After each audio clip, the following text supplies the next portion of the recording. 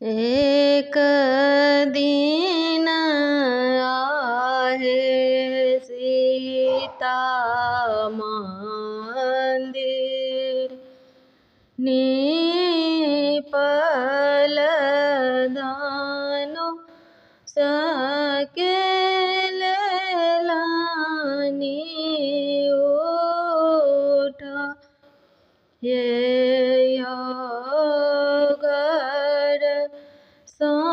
बाहर भेले माए सुनाए न बैसली देहरी जामाए यो पूजन आएला राजा जाना करी सीता सीता कर थी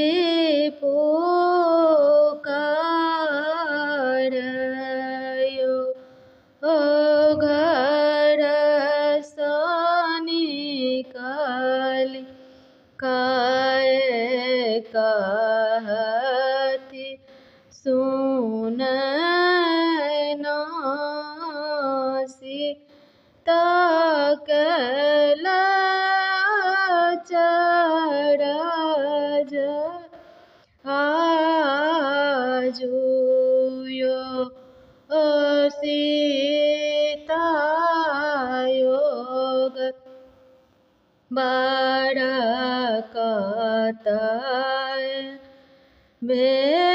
भेटत कोन है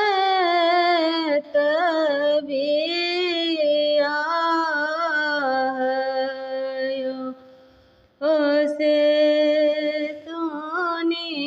राजा यज्ञ आराधल दानो सके दिल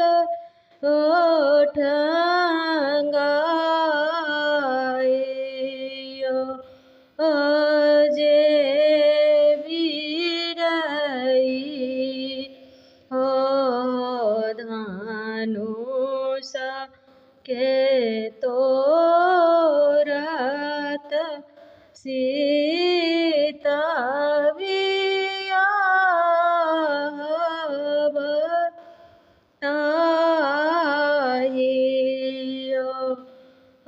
देश देश भूप सब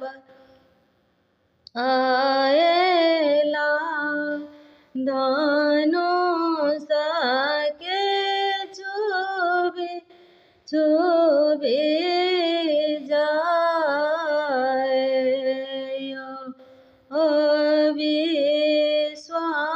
विश्वामित्र संगला दुई बालक धनुष तोरल तीन खंड यो तोरल धनुष चहुदिस फेकल मैदानी उठल गरा भेल विवाह मिलल सिया रघुबर सीता दिल